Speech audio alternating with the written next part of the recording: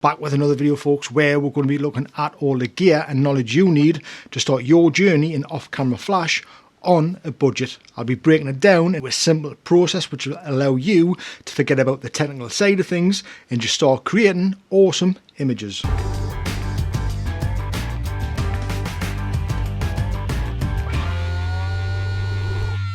So you're interested in getting into off-camera flash, but you don't know where to start. Well, in this video, we're going to look at everything you need to start your journey in off-camera flash, but we're going to be looking at inexpensive gear so it doesn't break the bank. Now, this is not going to be a technical type of video where this is how you must take an image. This is going to be more of a, this is how you can create awesome looking images. So if you want to look into the technical side of things, save that for a rainy day or a day when you're rather bored. But in this video, we're going to stick to the good stuff and the fun stuff and just start creating great images. We'll also be going behind the scenes to a recent shoot that I shot a few weeks ago using this inexpensive gear. So you guys will be able to see the results and hopefully that will inspire you to get out and start shooting. So I'm presuming if you're watching this video, you already own a camera and you've mastered that camera to already be able to take great pictures, but you just want to add that extra dimension to your images by using off-camera flash. Well, these inexpensive lighting tools are going to produce the best image quality you can get out of any camera you are using. Now, speaking of cameras, it doesn't matter whether you're shooting with an expensive camera or an inexpensive camera. Using this method and these budget products will help you achieve great results every single time, no matter what camera you are using. So let's look at the gear you're going to need to start producing professional looking portraits. We're going to kick it off with the light, which we're going to be using this is the Pixapro Speedlite, the 580 Mark II. Now these come in at around about £120.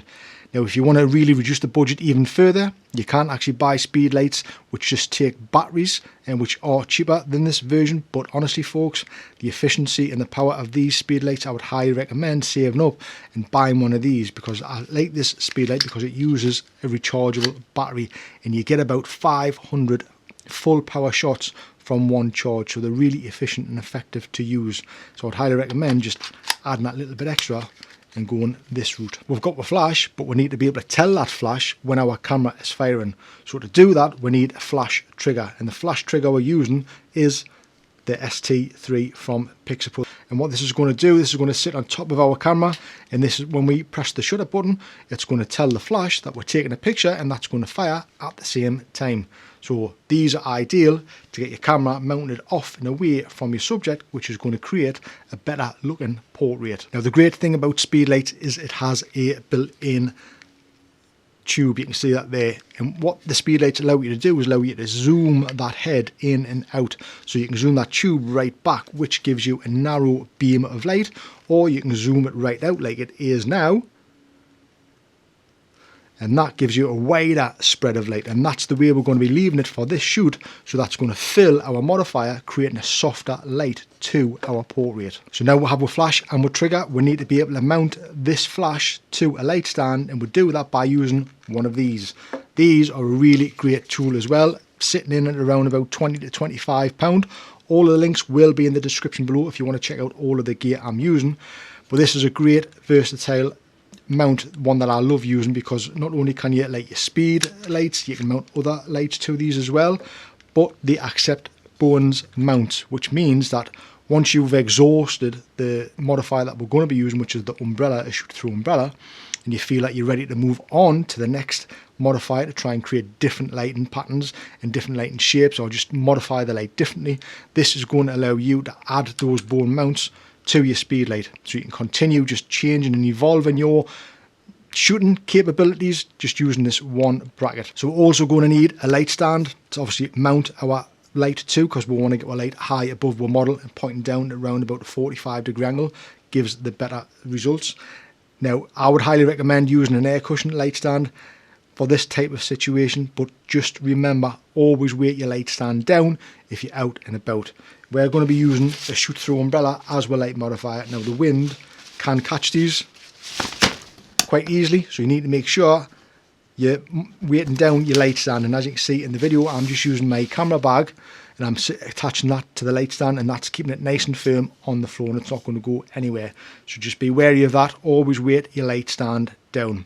So like I said, we're going to be using a shoot through umbrella. This is just a cheap white shoot through umbrella, and this is actually a relatively small umbrella.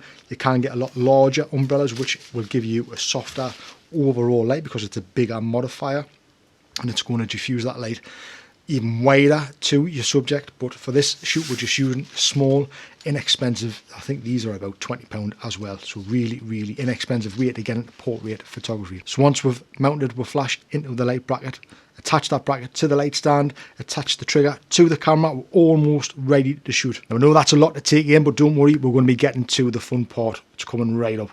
So by now you'll probably be asking, well great, I've got all the gear, I've got it all set up, how do I get the correct exposure on my subject? Well, as a great rule of thumb, and one that I go by all the time, if it is too dark, turn the brightness up, and if it's too light, turn the brightness down. And that really is the simplest rule of thumb you can follow, and one that will get you really far. Honestly, it's so simple, but it's just easy. Take away the technicalities of it all. That's how simple it is, folks. If it's too bright, turn it down. If it's too dark, turn it up. But now you might be thinking, well, how do I get the environment I'm shooting in looking the way I want? Well, by simply using that same rule of thumb. If it's too dark, brighten it up, and if it's too light, darken it down. Simply by using your shutter speed to get the background looking the exact way you want. Now remember, there's no right or wrong way to do this, folks. It all comes down to taste.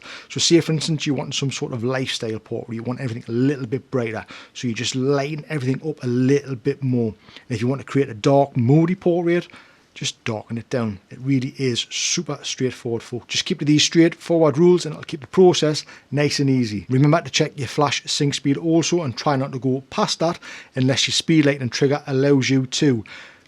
This speedlight and this trigger allows me to do that, but I tend not to shoot in high speed sync because it reduces the power output of your flash. It's great, it is handy. That's a whole other video, high speed sync, but I tend to keep it just under my flash sync speed to get the most power out of the speedlight. So just remember that, folks. Now I always recommend also keeping your ISO low as possible. I always keep mine down to around about 100 to give me the cleanest possible image. So again, just concentrate on the shutter to control the ambient exposure the way you want it to look in the camera. Now I have everything all set up, we have our camera settings dialed in, and we're ready to shoot. Just remember that basic rule of thumb, folks. If it's too dark, turn the power up, and if it's too bright, turn the power down. Now you can control this speedlight by simply adjusting the power setting on the back of this trigger, and that will adjust it on the speedlight. No need to keep walking to the speedlight to adjust the power settings. This trigger on the back of the camera will do it for you. So if that's up high, you haven't got to worry about adjusting the power settings on the speedlight itself. You can do it all from the back of the trigger and makes the whole process nice and simple.